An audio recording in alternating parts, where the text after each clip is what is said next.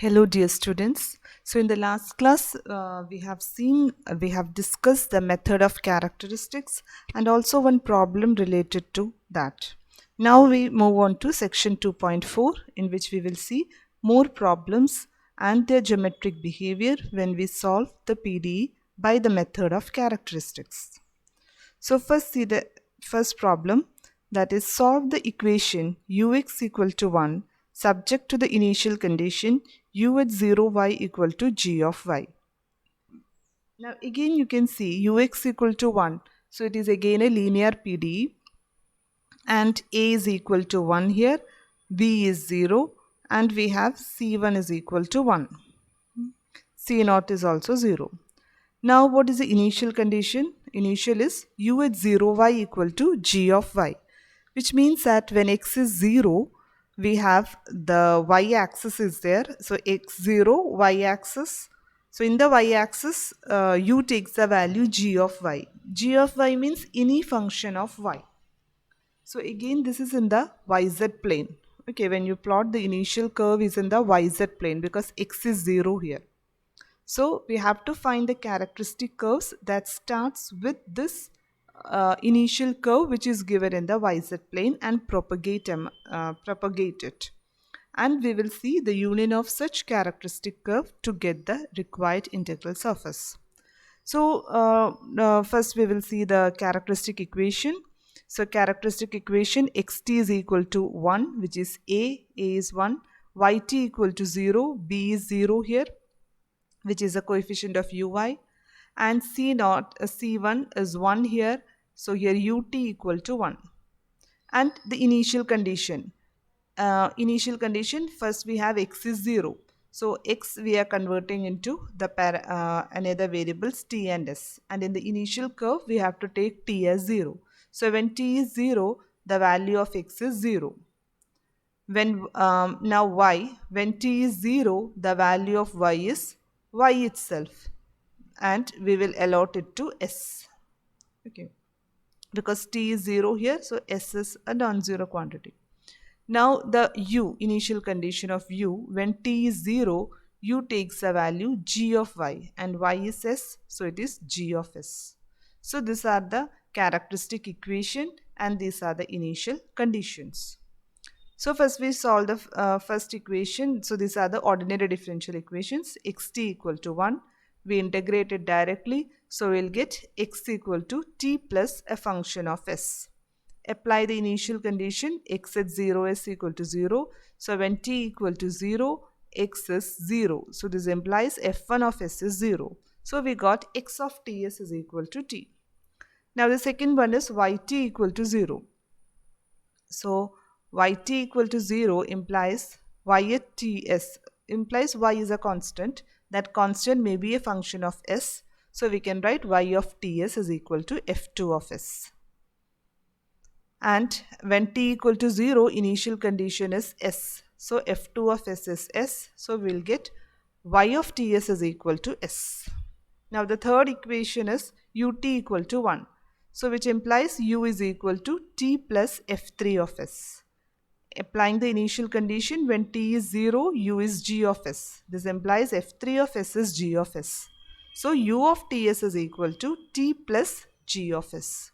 So this we have the characteristic curves. They are the parametric equation of the integral surface when we vary s and t. So we have x of ts is equal to t, y of ts is equal to s, u of ts is equal to t plus gs. So this, but if we consider t and s as the variable, it represents the parametric representation of the integral surface. Now here we can see that we easily got the value of t and s in terms of x and y, because from the first equation t is x, from the second equation s is y. So if we substitute in the third one, we will get u as a function of x and y is equal to x plus g of y. So we got the explicit solution very easily. That is, the inversion was possible. From the ts plane, we inverted in back to the xy plane. So the inversion was easy. Now we will see the reason behind this inversion is that the Jacobian is non-zero here, because Jacobian is determinant of AB dx naught s dy naught s. AB is 1 0, x naught dx naught s is, we have the initial condition x naught is, this is our x naught. Okay, so x naught is 0, so dx naught by ds is 0. Y naught means y at 0 s. Okay, so this is y naught is s. So when you differentiate with respect to s, dy naught by ds is 1. So we have this 0 1. So the determinant is 1 and it never vanishes. Okay, at every point in the domain it is not equal to 0. So we can say that this has a unique solution. This PD has a unique solution, and it is clear we got the integral surface also here. Okay, so the initial condition was here u at 0 y equal to g of y. Then we got a unique solution. Now suppose that we change the initial condition. Okay, same PDE we are considering, and the initial condition we will modify it to u at x0 equal to h of x. So here the at x equal to 0, u is h of x. So it is in the xz plane. So now we have to find the characteristic curves which starts with this initial curve. Okay, so earlier it was in the yz plane. At that time we got a unique solution. Now we will see what happens if we change the initial condition. Okay, so the new initial condition is u at x0 equal to h of x. So u is a function of x alone, y is 0. So the characteristic curve are same as we did in the last case. So xt equal to 1, yt equal to 0, ut equal to 1. Initial condition is x at 0s is equal to s, y at 0s is equal to 0, and here the change u is u at 0s is equal to h of s, function of s. So here again we have xt equal to 1, it implies that x equal to t plus f1 of s. We have the initial condition when t equal to 0, x is s. So it implies f1 of s is s. So we got x equal to t plus s. Second condition, yt equal to 0 implies y should be a constant, but the initial condition is y is 0 is equal to 0. It implies that f2 of s should be 0. So y is equal to 0. Third one, ut equal to 1 implies that u should be t plus f3 of s. Initial condition when t equal to 0, u is h of s. So we'll get f3 of s is h of s. So u is t plus h of s.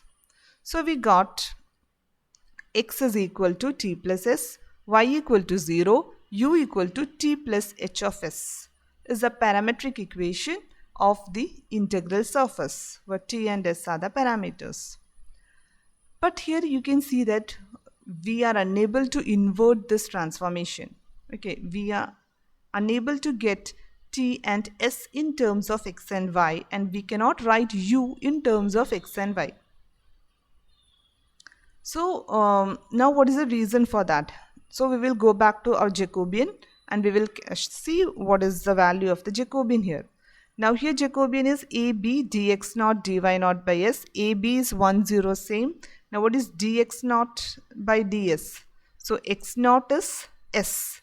So dx naught by ds is 1. Y naught is 0. So dy naught by ds is 0. So we have 1 0 1 0. Okay, it means that these two vectors are tangent. So these are multiples of each. These are the same vectors. Okay, 1 0 1 0. Okay, so we got Jacobian as 0. Okay, so usually Jacobian 0 means the PD has no unique solution, we can say.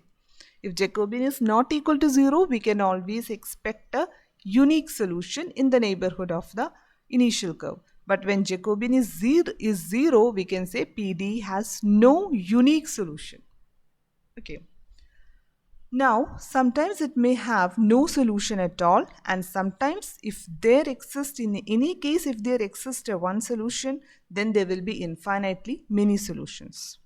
That we will see in the in the same problem, if we modify the initial condition further, that is, if we take the initial with the same PDE ux equal to 1, we take the initial condition as u at x0 equal to h of x. In particular, h of x is x plus c. It also contains a constant c. Now what happens?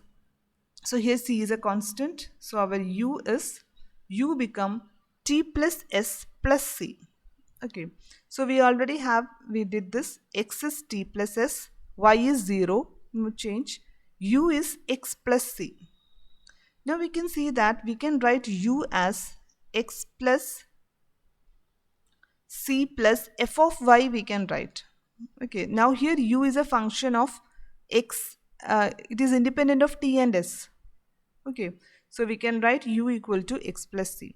Now we can also write u equal to x plus c plus f of y such that f of y vanishes at the origin.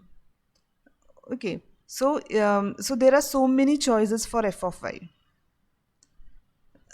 So we are writing u as x plus c plus f of y such that f of y at the origin it is 0. Okay, so no problem. But there are so many function f of y which satisfy this condition, such that f of y can be y, it can be y square, y cube, but it cannot be the exponential function. Okay, it cannot be e raised to y because it does not vanish at the origin. So we can write f of y for every differentiable function that vanishes at the origin. So it means that there are infinitely many solutions are there. Okay, so in this case there are infinitely many solutions only if h of x takes a value x plus c.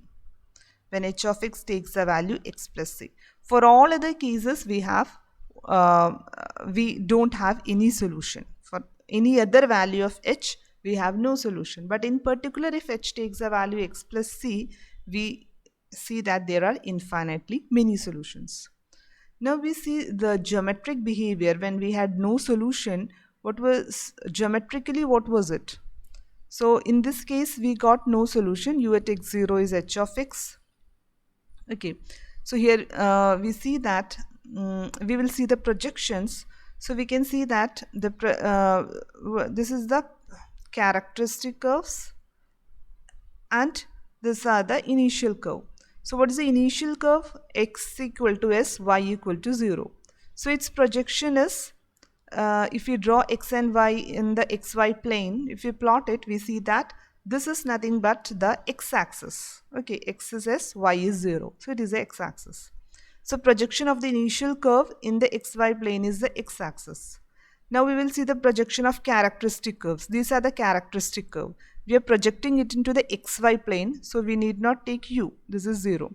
So in xy plane, when we see this, we have to put s as constant, so we will get each projections. So if you take s as constant, x is t plus s, y is 0. So it can be some t plus 1, t plus 2 like that, and y is 0. So it goes changing. Again it is the x-axis. So projection of the characteristic curves and projection of the initial curve both are the x-axis. So it meets the characteristic curves meets the initial curve more than once. So that's why we got no solution here.